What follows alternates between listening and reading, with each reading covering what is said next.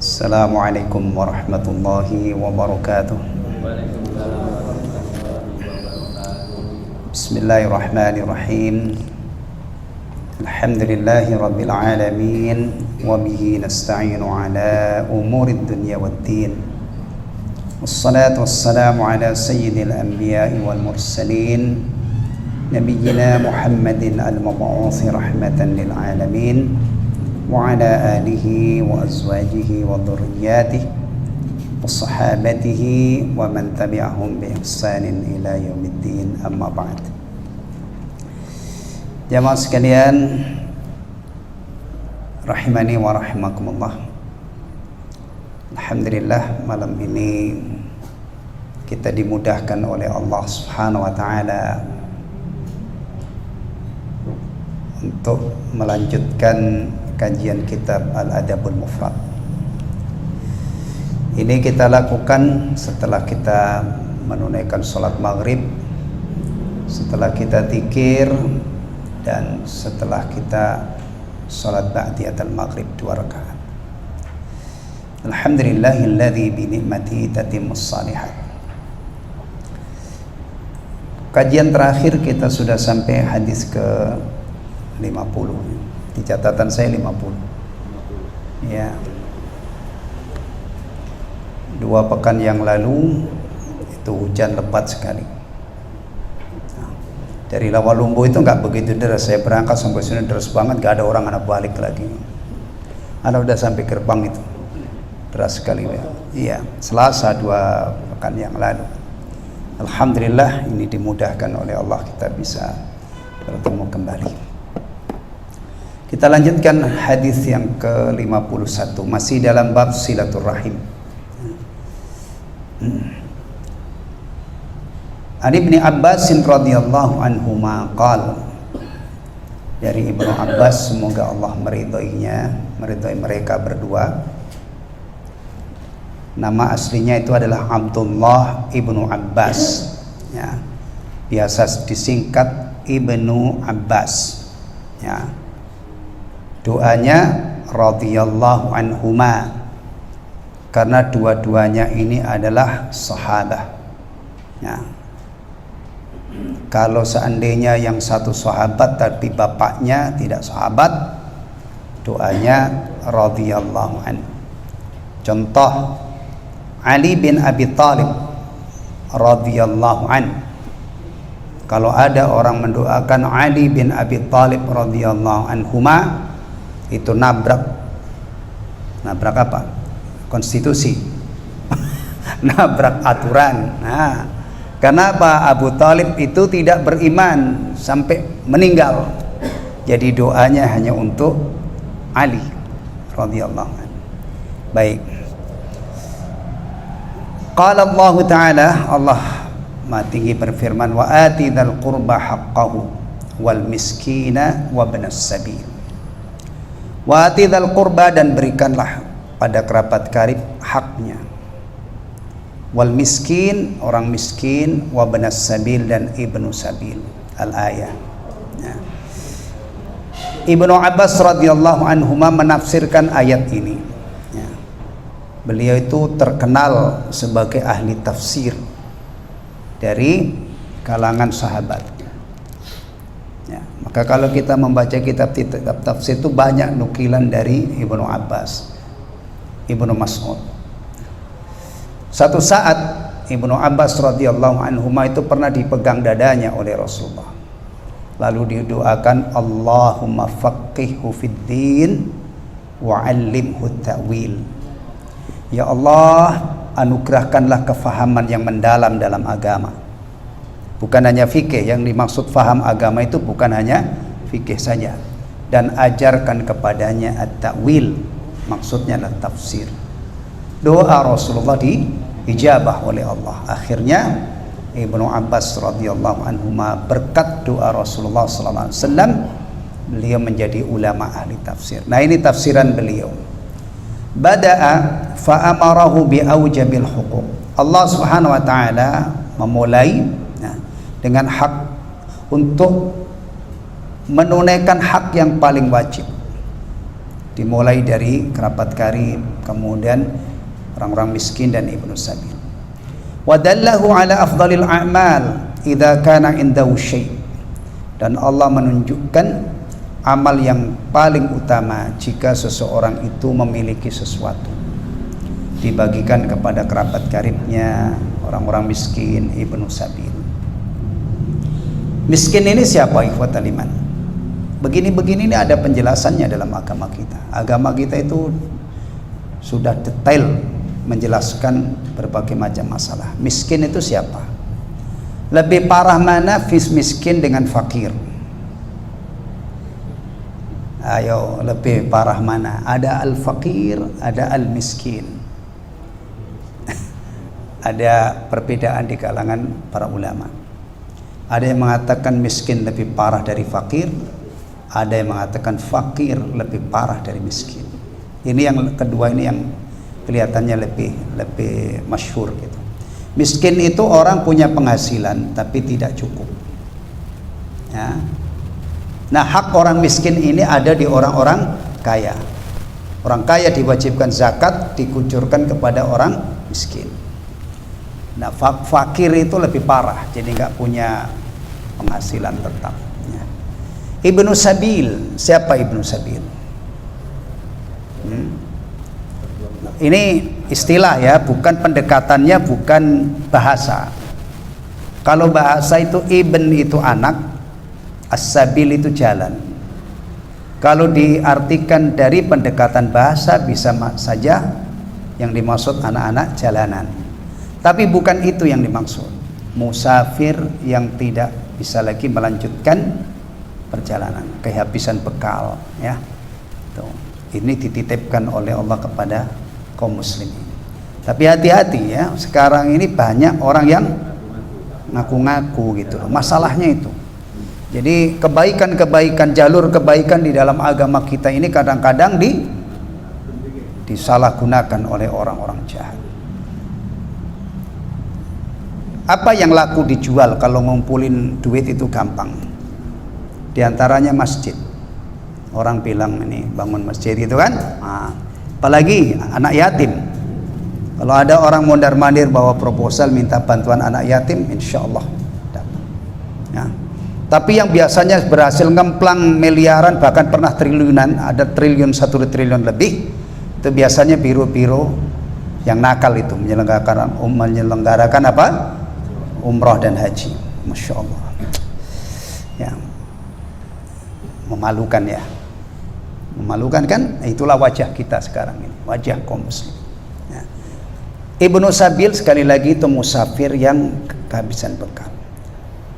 Kemungkinan begini ini ada nggak terjadi di Bekasi?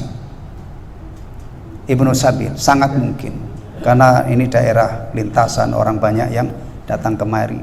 Cuman masalahnya kita kalau mau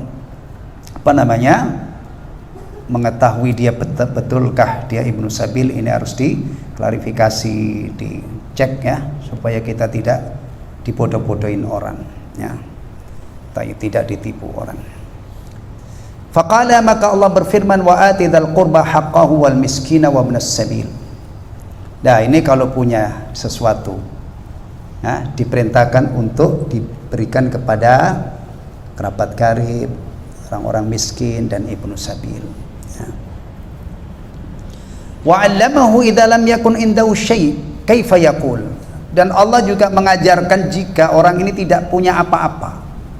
Kalau tidak punya apa-apa kan tidak bisa berbagi, tidak bisa memberi kepada kerabat karib.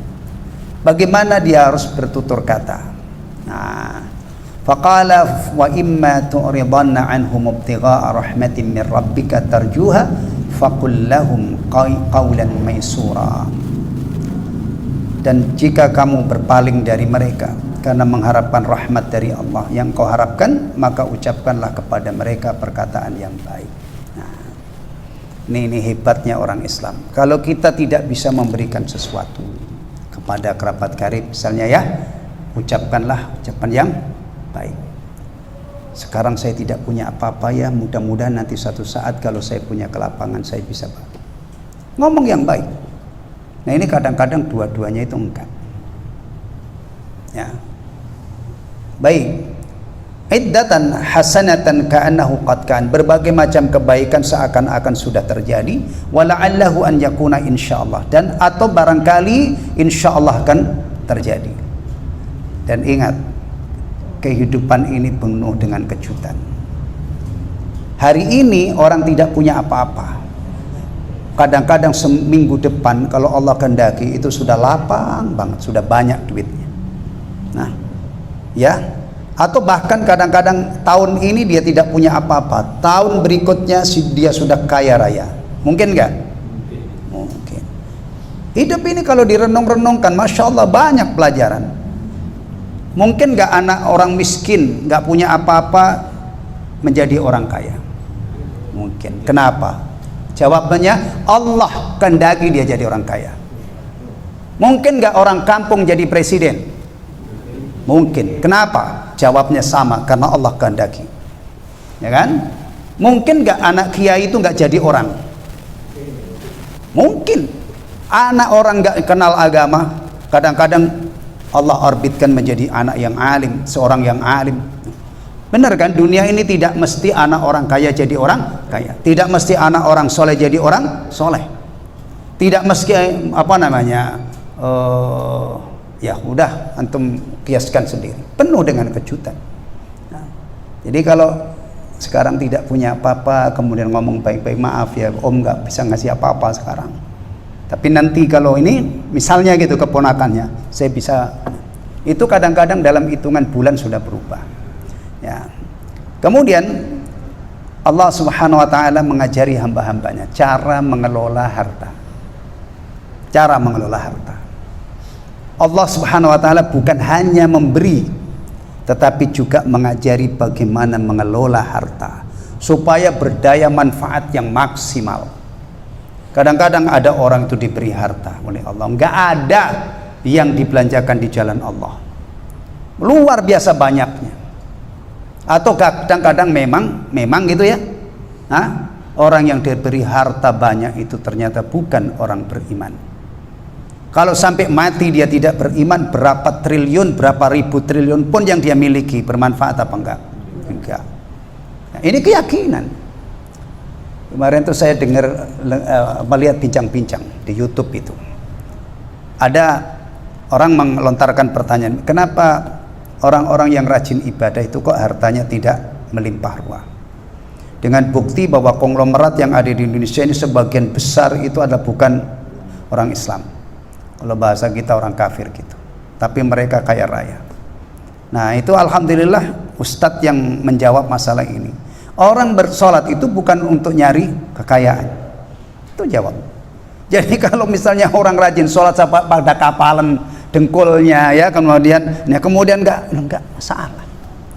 Bagi orang Islam dunia itu sederhana banget, ujian. Bukan bukti kalau duitnya banyak itu berarti disayang oleh Allah, enggak. Bukan berarti kalau dekat dengan Allah itu duitnya banyak, enggak mesti. Siapa orang yang paling bertakwa? Rasulullah Muhammad SAW. Siapa orang yang paling takut kepada Allah, yang paling sempurna ubudiyahnya? Rasulullah. Kalau seandainya Allah itu membagi rizki berdasarkan ketakwaan, Nabi pasti dicatat dalam sejarah sepanjang masa tidak ada orang yang mengalahkan beliau dalam kekayaannya. Begini ini kadang-kadang hatta orang Islam sendiri itu nggak paham. Aduh, saya nunggang-nungging kok hidup saya masih susah. Lah, kamu salah. Kamu nunggang-nungging pengen langsung dibalas sekarang sih. Coba ikhlaskan niat. Kamu benar-benar bertakwa, jalankan yang diperintahkan oleh Allah, jauhi yang dilarangkan oleh Allah. Hidup ini akan diberkahi oleh Allah. Dan keberkahan itu tidak mesti harus tumpukan harta. Ya. Tolong begini ini dihayati ya supaya kita. Nah ini, begini petunjuk Allah kepada hamba-hambanya yang dikasih harta oleh Allah. Wala taj'al yadaka maghlulatan ila unuqik. Jangan kamu jadikan tanganmu itu terbelenggu ke lehermu. Begini, ini ibaratnya begini ya. Berarti nggak pernah ngasih. Ini berarti apa? Pelit. Jangan pelit. Orang Yahudi itu kekurangan ajarannya diabadikan dalam Al-Quran. Mereka mengatakan yadullahi maglulah, tangan Allah terbelenggu. Na'udzubillah min dzalik. Ya, itu orang Yahudi. Ya. Ini jangan kamu jadikan tanganmu terbelenggu ke lehermu. La tu'ti syai'an, kamu tidak memberikan sesuatu pun. Pelit berarti. Kabar gembira bagi orang-orang yang pelit itu tertuang di dalam Al-Quran. Harta yang dipeliti itu nanti digunakan oleh Allah untuk mengadab mereka. Emas perak yang ditimbun yang tidak dikeluarkan zakatnya itu akan dijadikan alat untuk menyiksa mereka. Itu baru pelit loh. Belum lagi yang rakus. Pelit ini dia tidak punya salah. Misalnya pedagang yang jujur, pegawai yang jujur, duitnya dari harta yang bersih, tapi mogok di sini ini, dia tidak bayarkan zakatnya. Yang paling pokok untuk mengukur orang itu pelit atau tidak harus diukur dari yang paling wajib, apa itu? Zakat. Kalau dia sudah wajib zakat. Orang dermawan kian kemari tiap Jum'ah misalnya menggelontorkan sekian porsi, berburu ganjaran berkah Jumat berkah ya. Tapi urusan zakat dia tidak perhatikan. Tidak cukup diwakili dengan, meskipun mungkin dalam setahun itu di biaya yang dikeluarkan untuk mencari ganjaran lewat memberi orang makan ini bisa saja berkali-kali lipat dengan zakatnya. Ya, bisa jadi.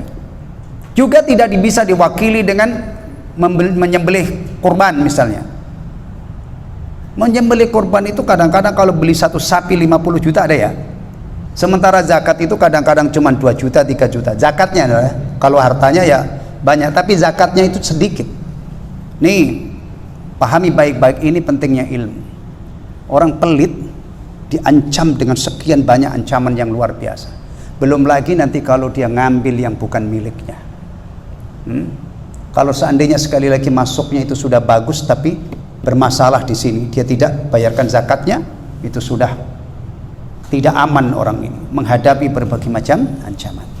Wala tabsutha kullal basti, dan jangan kamu terlalu membentangkan tanganmu, terlalu dermawan. Nah, tu'ti ma indaka, kamu berikan semua yang ada di yang kamu miliki. Fataquda maluman, maka kamu akan menjadi tercela. Orang kalau sudah tidak punya apa-apa karena kecerobohannya, karena tidak cerdasnya dia mengelola, pelit jangan, terlalu apa bahasa ini sama? Terlalu apa bahasa? Royal. Lomo kalau orang Jawa, terlalu dermawan. Ya. Enggak begitu jalannya, tengah-tengah. Ya. Sehingga orang ini yang dikaruniai harta ini, dia bisa mengambil manfaat hartanya. Dia bayar zakat, dia infak.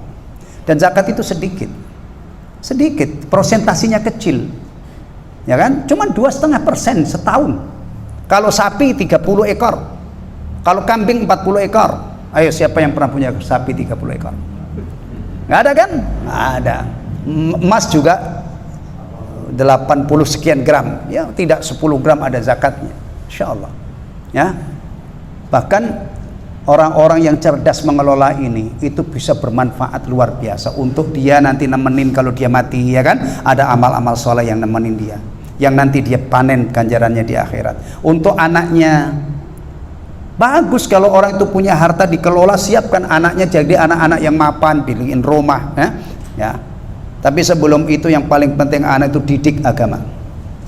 Jangan hanya diwariskan harta yang banyak tapi dia tidak bisa ruku, tidak punggungnya itu kaku kayak tiang ini. Enggak, ya. Karena kewajiban orang tua itu di samping menafkahi atau menyiapkan masa depan anak yang ini adalah yang paling pokok, mewariskan agama dan mengajarkan agama. Ya ayyuhalladzina amanu qu anfusakum wa ahlikum nar. Tayyib. Ayyalumuka man ya'tika ba'du, orang-orang yang datang kepadamu setelah dulu kamu beri akan mencela kamu. Wala yajidu indaka syai'an, dan kamu tidak punya apa-apa lagi karena terlalu boros tadi, terlalu dermawan. Mahsura, dan kamu akan menyesal. Ay qad hassaraka man qad a'taitahu, kamu menyesal telah memberikan kepada orang-orang yang telah kamu beri. Itu kalau ceroboh. Di situ terjemahannya merugi ya kalau nggak salah ya. Coba lihat di terjemahnya. Merugi ya. Hadis nomor 651. Ya. Itu mahsura itu bukan merugi, tetapi menyesal. Kalau khasir ya, pakai khasara itu maknanya merugi. Khasirin, orang-orang yang merugi. Gak tahu di terjemahannya kemarin saya baca itu merugi. Di situ merugi atau menyesal? Nah, kalau ada yang bawa pulpen bisa direvisi itu terjemahannya. Baik. Fiqhul hadis, kesimpulan hadis yang mulia ini. Yusillahu ibadahu bisilati qarabatihim wa arhamihim. Allah memerintahkan kepada hamba-hambanya untuk menyambung hubungan kekerabatannya dan menyambung arham, ya, kerabat. Ini dulu sudah saya ulas ya. Sekarang itu istilah silaturahim itu mengalami perluasan makna yang luar biasa. Pertemuan apapun namanya silaturahim. Tolong yang sudah belajar ini ingat, yang silaturahim yang kita diwajibkan untuk menyambung. Yang dosa besar kalau kita memutus itu maksudnya adalah orang-orang yang punya hubungan kekerabatan. Nah, rahim yang paling dekat orang tua kita, ibu bapak, ya kan? Kemudian nanti dari ibu bapak ini ada saudara-saudaranya, ada om, ada tante, itu ya. Kemudian tentunya saudara kita, ke orang tua ini kan punya kadang-kadang anaknya 10. Kita ini satu dari 10 bersaudara, itu juga rahim. Nah, baik. Ats-tsani amara an-nabiy sallallahu alaihi wasallam bi ita'idil qurba haqqahu wal miskina wa ibnas sabil.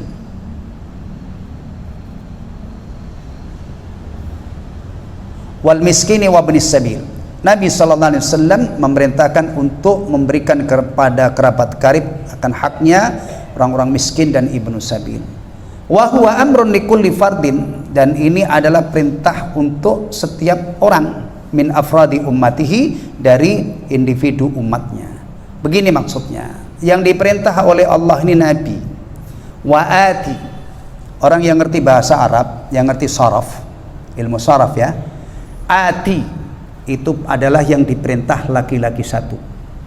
Wa'ati kalau banyak, wa'atau, ya, dan berikanlah. Ini yang diperintah Rasul sallallahu alaihi wasallam, yang memerintahkan Allah. Maka di sini dijelaskan dalam kesimpulan ya, Allah memerintahkan kepada Nabi sallallahu alaihi wasallam agar memberikan hak kerabat karib, ibnu orang-orang miskin dan ibnu sabil. Yang diperintah Nabi, tapi perintah ini juga menjalar kepada setiap umatnya. Kaedahnya begitu ya. Baik. Bab berikutnya, bab fadlu silaturrahim, bab keutamaan silaturrahim. An Abi Hurairah radhiyallahu an, dari Abu Hurairah semoga Allah meridhoinya, beliau berkata, ata rajulun an-nabiyya sallallahu alaihi wasallam faqal, ada seorang laki-laki datang kepada Nabi sallallahu alaihi wasallam lalu berkata, ya Rasulullah, wahai Rasulullah. Kalau ada hadis seperti ini redaksinya ya, ini pasti laki-laki yang datang ini adalah mukmin. Dia adalah sahabi, seorang sahabat. Karena kalau orang di luar yang tidak sahabat tidak mungkin memanggil ya Rasulullah. Kalau memanggil Rasulullah berarti dia mengakui Muhammad itu utusan Allah. Abu Jahal itu tidak mungkin memanggil ya Rasulullah. Kalau orang munafik ya, orang munafik itu berbusa-busa, manis banget ucapannya. Idza ja'akal munafiquna qalu nashhadu innaka la Rasulullah. Tapi ujungnya Allah menyatakan wallahu yashhadu innal munafiqina lakadzibun. Masya Allah, omongan semanis itu oleh Allah dinyatakan orang-orang munafik itu benar-benar dusta, pembohong dia. Jadi hanya lesannya saja yang mengakui beliau utusan Allah, tapi dia tidak mengimani di dalam hatinya bahwa beliau utusan Allah. Maka jangan heran kalau dibandingkan antara ucapan yang begitu muluk-muluk dengan tindakannya tidak nyambung. Orang munafik itu kerjaannya menghina orang-orang mukmin, termasuk Rasulullah sallallahu alaihi wasallam dan para sahabat pernah jadi korban penghinaan mereka. Tayyib. Begini, innali qarabatan, saya memiliki kerabat, asiluhum wa yaqtauni. Saya menyambung hubungan dengan mereka namun mereka memutuskan denganku. Ini ujian daripada sahabat ini. Dia punya kerabat, dia baik, dia sambung hubungannya, tapi kerabatnya ini memutuskan. Wa uhsinu ilaihim wa yusi'una ilaihim. Saya berbuat baik kepada mereka, tapi mereka membalas berbuat jahat kepadaku, berbuat buruk kepadaku. Wa yajhaluna alaihi, dan mereka berbuat kurang ajar kepadaku. Wa ahlimu anhum, dan saya bersabar atas perbuatan mereka. Kira-kira kalau orang-orang pasaran itu, ya, dia nyambung kerabatnya, kemudian kerabatnya nggak ngerespon, malah mutus. Dia berbuat baik dibalas dengan berbuat tidak baik, kurang ajar. Kira-kira kalau kita ini apa yang kita lakukan? Hah? Jujur aja. Jangan berteori yang real aja. Udah, ngapain kan gitu ya? Ngapain saya? Iya. Kalau begini nggak usah belajar. Kalau begini memang jamaknya orang itu ya begitu. Ya, punya tetangga yang nggak baik ya dibalas dengan. Kalau orang sini bilang lo jual gue beli, kan itu. Makanya untuk jadi orang baik itu ya kita harus belajar. Bahkan kadang-kadang mengamalkan ilmu itu berat banget, harus berlatih. Ya. Begini ini juga kalau sekarang ini mungkin orang itu punya teman gitu, dia curhat begini, udah nggak usah pikirin. Ya begitu kan? Apalagi kalau orang ini cukup, udah biarin, kamu kehilangan kerabatmu juga nggak rugi lah. Kan bisa begitu kan? Nah, tapi begini ini bukan ustadz, begini ini bukan kiai. Kalau yang benar-benar ustadz, yang benar-benar kiai, pasti dia dibimbing, ditunjukkan derajat yang sangat tinggi. Nah, ya. Maka Rasul sallallahu alaihi wasallam akhirnya merespon begini, la in kana kama taqul, kalau memang keadaannya seperti yang kamu katakan. Nah ini kan laporan tadi orang ini kan, Rasulullah dengar sepihak kan, maka Rasulullah mengatakan jika yang kamu katakan itu betul, la in kana kama taqul, jika keadaanmu itu sesuai yang kamu katakan, fa ka'annama tusaffihumul mal, seakan-akan kamu itu menaburkan atau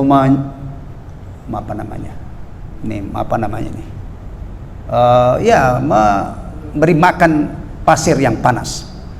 Wala yazalu ma'aka minallahi dhahirun 'alaihim ma dumta 'ala dzalik, dan Allah senantiasa akan memberi pertolongan kepadamu selama kamu dalam keadaan seperti itu. Ya, Rasulullah udah nggak usah kamu pikirin, udah kalau dia nggak baik udah nggak usah disambung, kalau dia tidak membalas kebaikanmu nggak usah kamu teruskan. Bukan begitu. Kalau begitu mah ajaran Rasulullah ini tidak istimewa kan? Kan itu seperti yang umumnya tadi. Tapi Rasulullah ngajarnya kalau kamu memang benar keadaanmu seperti itu, lanjutkan.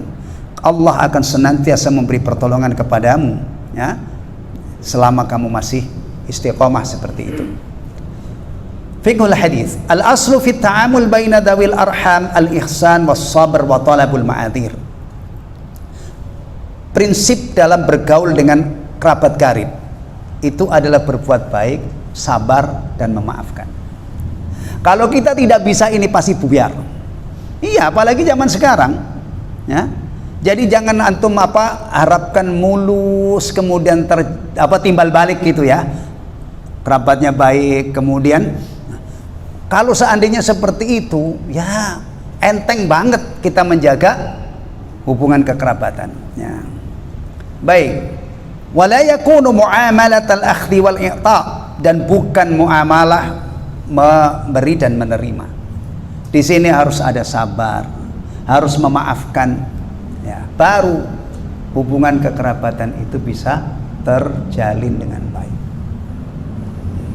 Saya yakin kalau saya tanya satu-satu, pernah punya masalah nggak dengan kerabat? Jangankan dengan kerabat, dengan tempat teman tidur kita aja yang di samping kita sering. Tapi asik ya. Itulah romantika rumah tangga.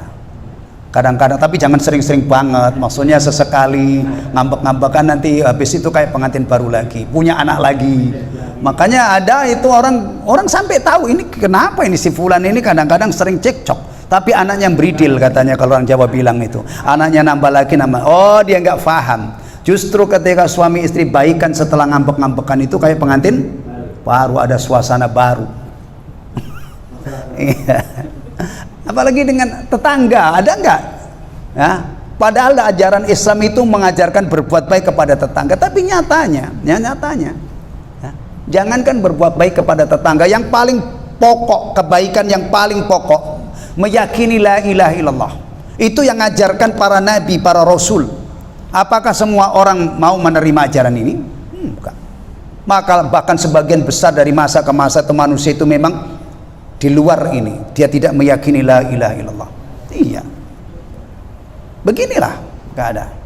Jadi ajaran-ajaran yang bagus ini selalu ketika kita sosialisasikan ada masalah. Kadang-kadang kita ini sudah baik sama tetangga, tetangga kita yang tidak baik. Nah, tapi kita ini dibekali komplit untuk menghadapi berbagai macam masalah dengan siapapun. Ya, baik. Saya ceritakan ini ya. Begini ini pernah terjadi pada orang yang sangat istimewa. Menurut Ahlus Sunnah, orang yang paling istimewa setelah Rasul itu siapa? Abu Bakar As-Siddiq radhiyallahu anhu.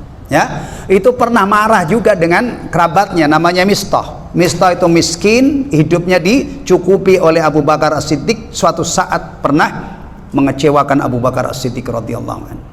Karena Mistah ikut menyebarkan gosip atau berita bohong tentang Aisyah radhiyallahu anha yang difitnah berzina itu. Sampai keluar sumpah, demi Allah saya tidak mau. Tapi namanya Abu Bakar radhiyallahu anhu itu orang yang sangat taat kepada Allah.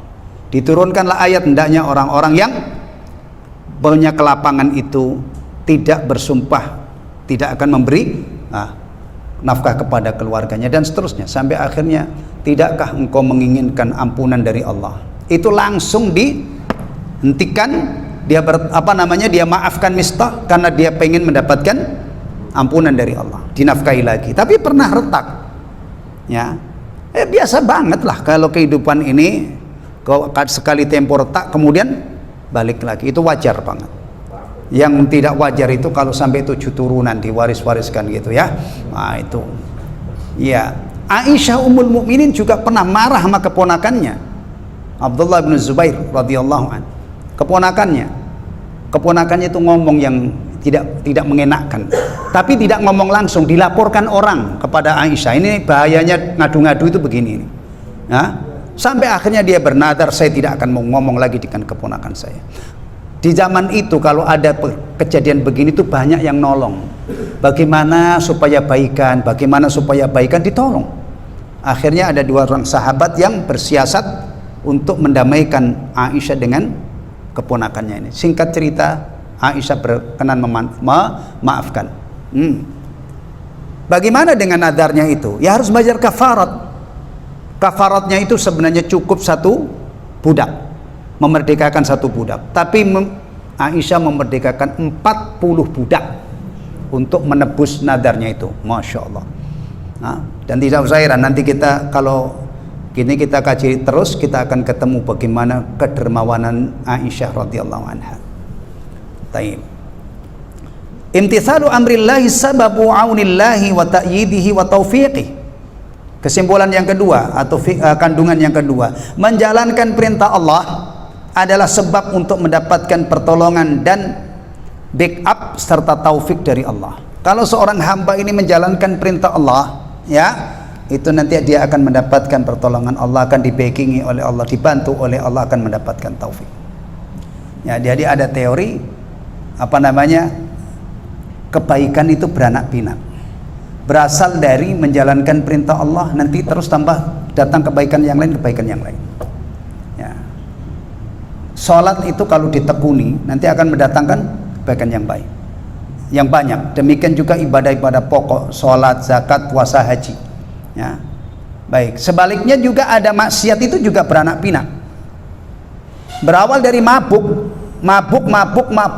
terus sampai akhirnya tukang mabuk. Pasti dosanya tidak mungkin berhenti di situ. Karena khamr itu atau narkoba dalam ajaran Islam disebut ummul khaba'is, biang dari berbagai macam keburukan. Makanya orang itu kalau sudah ini nggak bisa berhenti, itu nanti akan terus tambah buruk, tambah bejat. Baik. As-salis qati'atur rahim alamun wa adzabun fid dunya.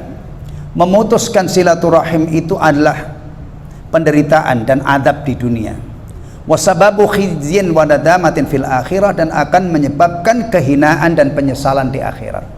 Pokoknya nggak ada baiknya. Maka kalau menyambung silaturahim berarti sebaliknya, orang ini akan terbebas dari adab karena memutuskan silaturahim, dan di akhirat dia tidak akan menyesal karena memutuskan silaturahim.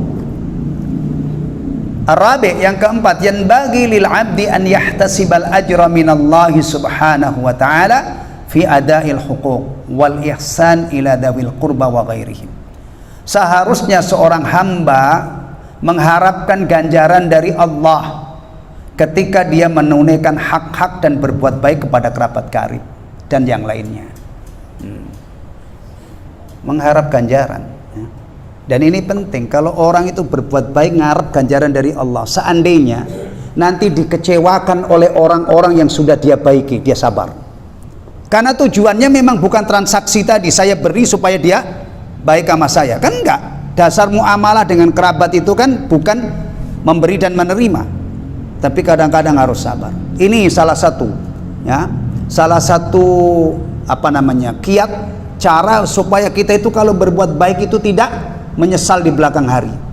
Pastikan ketika kita berbuat baik itu karena Allah, mengharap ganjaran dari Allah. Orang yang kita baiki memang iya, semestinya seharusnya dia membalas, tapi itu kadang-kadang kita tidak temukan. Bahkan dengan anak sekalipun. Emang anak semuanya berbakti? Enggak. Ya. Iya, ini penting banget, karena kalau tidak, orang itu kadang-kadang hari ini berbuat baik, kemudian dikecewakan oleh orang-orang yang dibaiki, itu bisa ngamuk, bisa kalap. Termasuk hancur leburnya ganjaran pahala sedekah itu karena mengungkit-ungkit dan menyakiti orang yang diberi. Wala tubtilu sadaqatikum bil manni wal adha kalladhi yunfiqu malahu ria'an nas. Jangan kamu batalkan pahala sedekahmu dengan mengungkit-ungkit dan menyakiti orang yang dibaiki itu. Sebagaimana batalnya orang yang menafkahkan hartanya karena ria, karena mencari pujian dari manusia. Orang ria, berapapun yang dia berikan, ya tidak ada ganjarannya.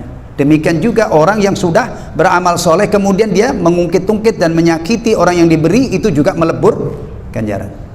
Sangat mungkin kan? Ya, apalagi biasanya yang nolong itu orang yang derajatnya tinggi. Yang nolong itu, yang ditolong biasanya lebih rendah. Biasanya kalau orang derajatnya lebih tinggi itu los, mau nunjuk-nunjuk hidungnya, matanya gitu ya, lo kurang ajar. Kalau nggak saya tolong lo itu gembel misalnya, kan bisa begitu kan, antum lihat. Nah, ternyata masya Allah agama kita itu dahsyat ajarannya, ya, dahsyat. Dan orang sabar itu, ya ini ganjarannya besar, dia perlu perjuangan yang luar biasa. Benar ya? Mengungkit-ungkit itu zaman sekarang gampang bang. Nah, bahkan kadang-kadang teman dekat itu banyak yang raja tega. Benar kan? Teman dekat zaman sekarang itu, ketika agama ini sudah tidak dihayati begini, ini kadang-kadang juga muslim. Kepada Allah Subhanahu wa taala dia tidak ihsan, sudah tidak menjaga sholat, tidak menjaga kewajiban. Kepada manusia, bahkan teman dekat itu jahat dia. Antum pernah dengar gak ada orang, nih Pak Yadi saya tanya, pernah dengar gak ada orang itu bermitra dengan sahabatnya ditipu ratusan juta, miliaran begitu tuh, ada gak? Banyak. Kenapa? Ya, kalau yang menipu itu orang kafir mungkin kita nggak ini ya, karena orang kafir itu kalau ngelihat duit itu ya udah duit. Tapi kalau orang Islam kan, saya lakukan ini dicatat oleh malaikat, nanti saya pertanggungjawabkan di sisi Allah. Iya. Taib. An Ibnu Syihab, dari Ibnu Syihab, an Abi Salamah bin Abdurrahman, dari Abu Salamah bin Abdurrahman, anna Aba Raddad Al-Laythi akhbarahu, bahwa Abu Raddad Al-Laythi mengkhabarkan kepadanya, an An Abdurrahman bin Auf, dari Abdurrahman bin Auf. Ini jarang-jarang kita mendapatkan hadis perawinya itu Abdurrahman bin Auf. Abdurrahman bin Auf ini seorang sahabat yang kaya raya, tapi dijamin masuk surga. Masya Allah, kaya raya tapi termasuk jajaran sahabat 10 sahabat yang dijamin masuk surga. Salah satunya Abdurrahman bin Auf ini menceritakan annahu sami'a Rasulullah sallallahu alaihi wasallam yaqul, bahwasanya beliau radhiyallahu an mendengar Rasulullah sallallahu alaihi wasallam bersabda, qala Allahu azza wa jalla, Allah azza wa jalla berfirman. Kalau ada hadis redaksinya seperti ini namanya hadis qudsi. Pernah dengar hadis qudsi? Ya begini nih redaksinya. Ya, Nabi sallallahu alaihi wasallam menceritakan Allah Subhanahu wa taala berfirman. Tapi hadis qudsi itu tidak sama dengan Al-Qur'an. Maka kalau dalam sholat jangan baca hadits qudsi. Nah, nggak bisa. Ya. Baik, isinya begini. Anar Rahman. Aku adalah Ar-Rahman. Salah satu nama Allah Ar-Rahman. Biasanya diartikan apa nih? Maha pengasih.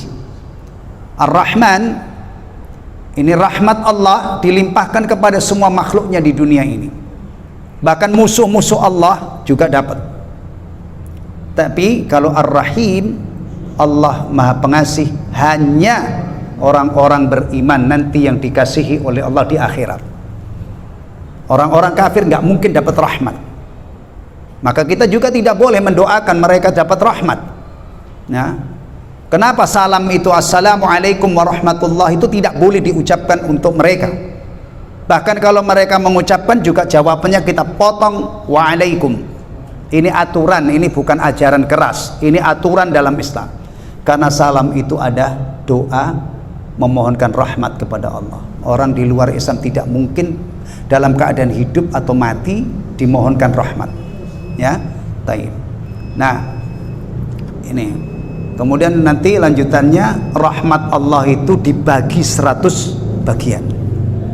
Yang satu itu dikucurkan di dunia ini seekor induk kuda ya, yang dibuat contoh oleh Rasulullah. Ketika kakinya mau menginjak anaknya diangkat supaya tidak mencelakai anaknya. Ini bagian dari satu rahmat itu. Atau pernah lihat kucing?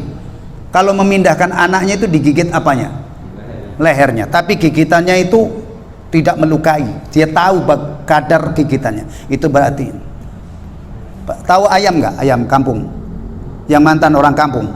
Antum kalau netesin ayam kampung kalau sudah keluar dengar cit itu kan diturunin kan, itu anaknya semua ngikut di belakang, maknya nyeker gitu, induknya ini, babonnya ini, nanti anaknya dapat mak. Ini juga bagian dari ya, termasuk Allah menurunkan Al-Quran, Allah mengutus Rasul, itu bagian dari 99 disimpan oleh Allah untuk hamba-hambanya beriman di akhirat.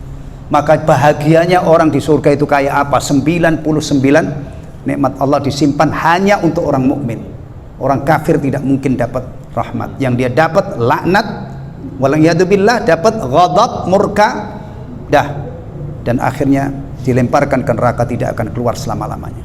Ini akidah, ini ilmunya orang Islam. Dari saya. Hah? Baik. Sampai di sini, nanti yang 53 insya Allah kita sambung pada bulan Februari. Setelah pemilu itu ya. Setelah pemilu, ya saya berdoa mudah-mudahan pemilu ini damai, aman. Allah pilihkan pemimpin yang terbaik untuk negeri kita karena memang kita cinta NKRI ini ya.